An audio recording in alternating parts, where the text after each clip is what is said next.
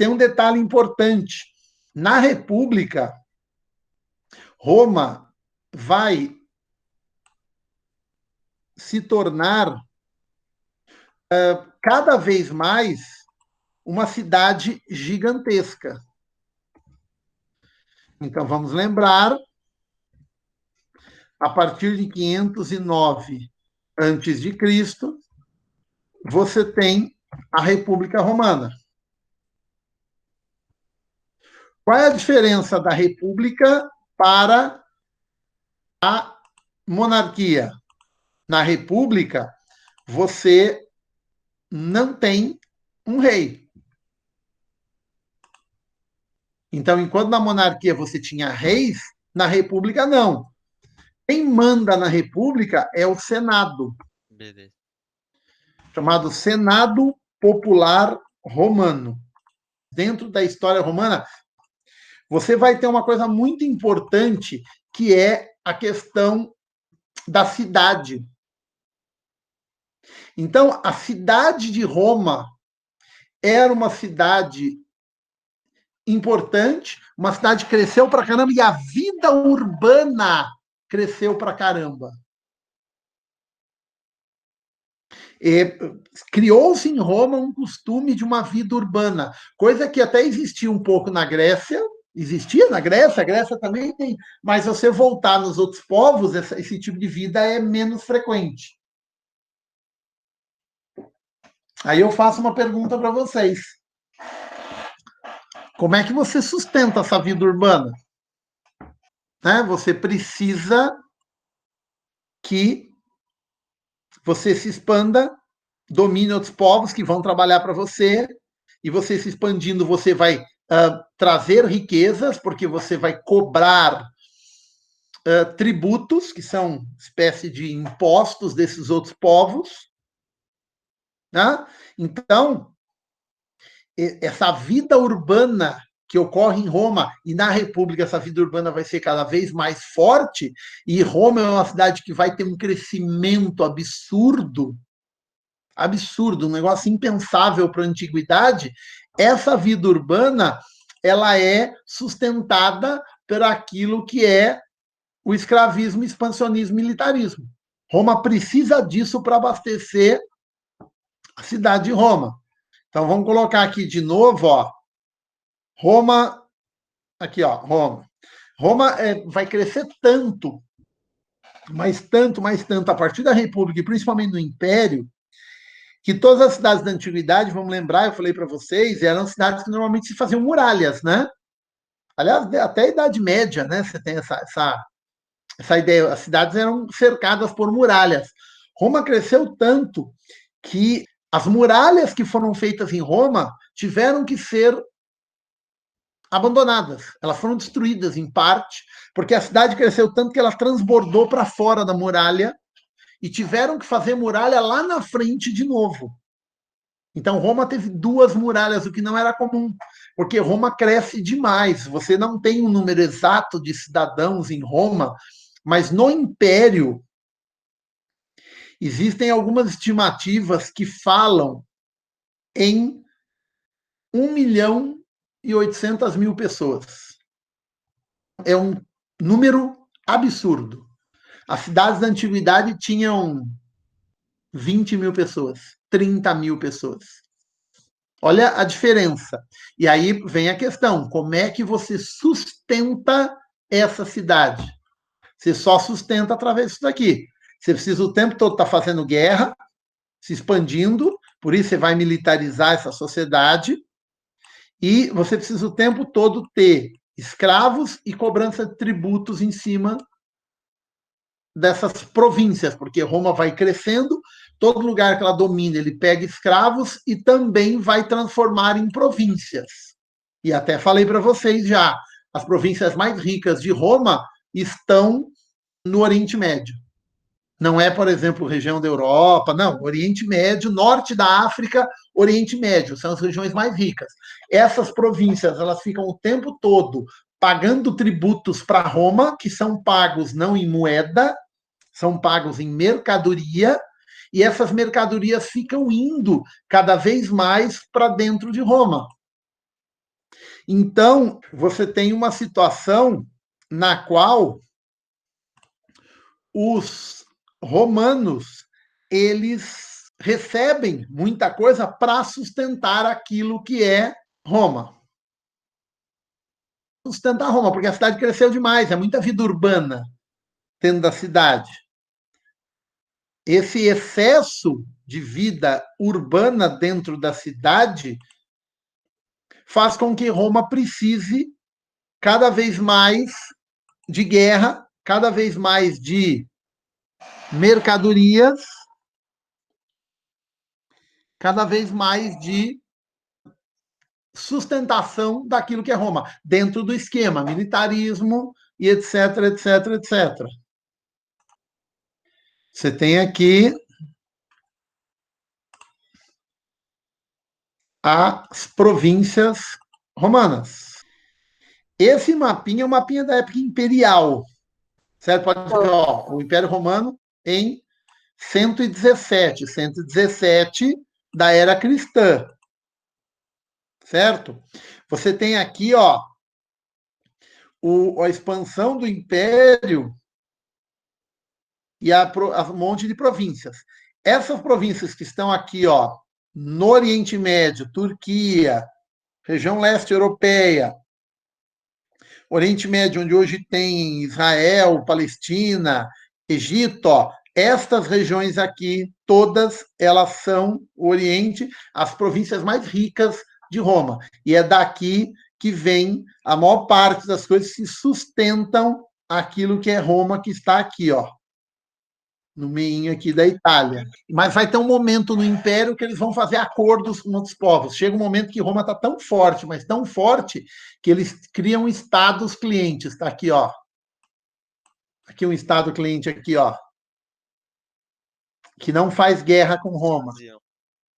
Que acaba fazendo acordo com Roma. Alguns lugares aqui que os romanos invadem e eles falam para os caras, ó, em vez da gente guerrear, se vocês se entregarem para a gente, vocês vão ter, vocês da elite, vão ter os mesmos benefícios de ser um cidadão romano, que a gente vai entender depois melhor. E os caras aceitam, tem lugar que eles não aceitam. Mas olha que interessante, gente. Aqui, ó, Alemanha aqui, né? Dinamarca, Noruega, isso aqui não tinha o mínimo interesse para os romanos. Era uma região muito pobre. Aqui, ó, o centro da Europa, o norte, isso era uma região muito pobre. Os romanos, lembra que eu falei? Eles chegam a fazer aqui uma ponte, chegam a atravessar para o outro lado e vão embora. Isso aqui não interessa. Interessa para eles atacarem regiões onde tem riqueza. República Romana, 509 a.C. até 27 a.C. A República, né, e claro, vamos falar aqui do começo dela, vamos lembrar, a República ocorreu porque os patrícios, eles derrubaram um rei etrusco e essa derrubada no rei etrusco, eles vão brigar com esse rei etrusco, vão derrubar o rei etrusco, vão criar aquilo que é uma república. Qual a ideia de república? Então vamos colocar aqui, ó, em latim, res significa coisa. Pública significa que é de todos. República, coisa que é de todos. Res pública. Isso em latim. A língua falada em Roma, né? A língua dos povos latinos, certo? Aqueles que são os dominantes em Roma. Não tem rei. Então, quem vai mandar? Não tem uma única pessoa. Você tem um senado e esse senado é o que manda dentro de Roma. São eles que discutem e decidem o que se faz. Aproximadamente 300 senadores que discutem entre eles. Aí vocês vão falar, peraí, mas da onde vêm esses senadores? Esses senadores, eles são patrícios.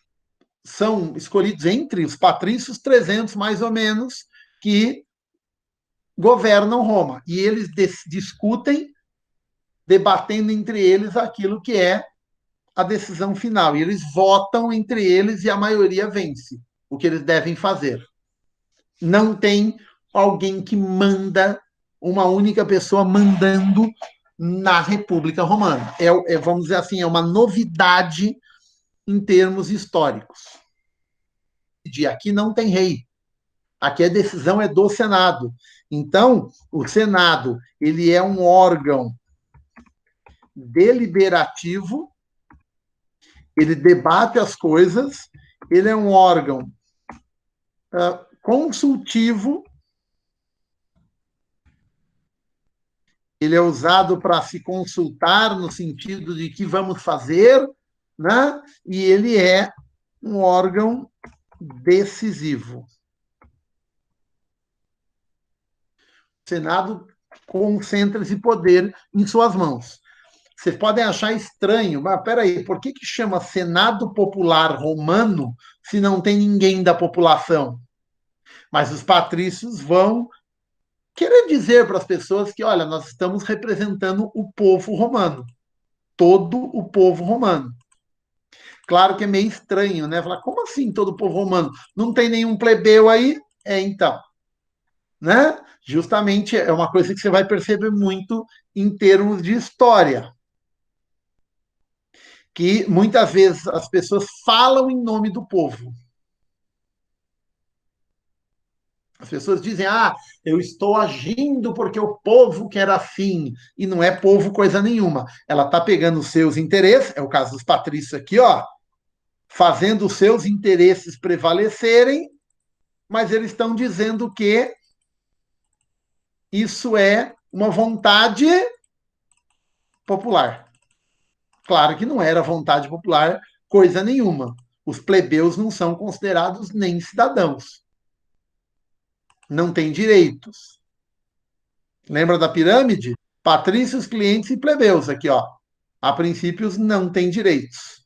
República Romana, coisa que seria de todos, na verdade é dos patrícios. Eles têm lá, os senadores são mais ou menos 300 pessoas, e eles são um órgão deliberativo, consultivo e decisivo. Outro detalhe importante, consultivo é o seguinte, a palavra consulta vai dar origem a um cargo que é o cônsul. Então, dentro do Senado, existem eleições para cônsules. Esses cônsules, eles são eleitos entre, isso é importante colocar, os senadores, não é gente de fora. Então, para que serve o cônsul? O cônsul é um órgão para consulta.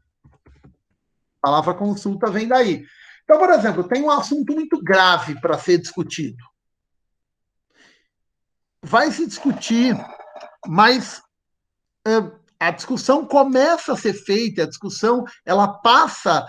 Isso é um fator que está dentro das leis romanas. Os romanos vão ser muito, vamos dizer assim, legalistas, no sentido que eles vão fazer muita lei, eles vão regulamentar muita lei. Roma tem uma quantidade de leis absurdas, tá? Então, uma das leis, toda vez que você tem um assunto muito grave, ou você tem um assunto que vai começar a ser discutido, a primeira palavra e o Senado vai consultar alguém. Quem que ele vai consultar?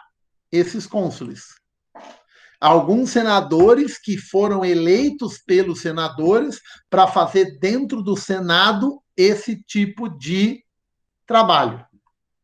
Então, eleições para cônsules entre os senadores. São os próprios senadores que votam nos seus iguais. Mas tem um detalhe interessante. Era muito comum, na época, e vocês vão achar meio estranho isso, tá? Os senadores influenciarem os plebeus para se tornarem populares. E dessa forma eles faziam pressão no Senado. Ou, de uma maneira até melhor, eles faziam pressão nos outros senadores. Mas para que essa pressão?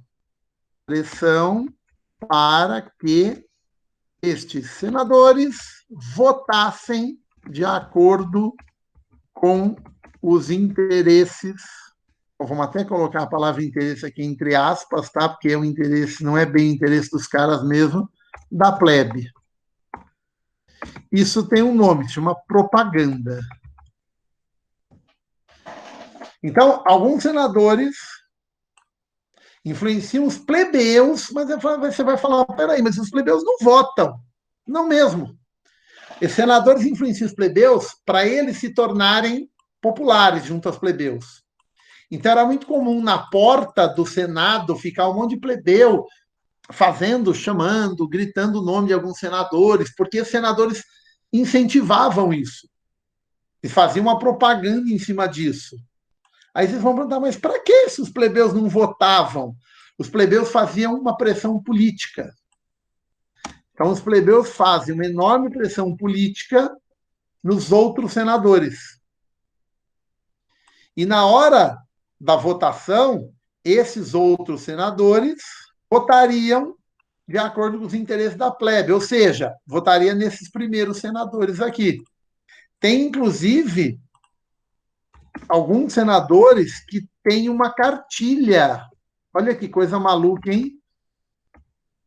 Com uma espécie de cartilha de como ser eleito para ser cônsul. Parece um negócio meio bastante atual, né? E aí é o interessante, você tem documentos escritos que sobreviveram que mostram isso. Caras que foram cônsuls e escreveram para os seus filhos, porque vamos lembrar, você está falando de uma mesma categoria da sociedade que são os patrícios, portanto, se um pai é patrício e senador, nem todo patrício é senador, tá? Mas boa parte deles, sim. Né?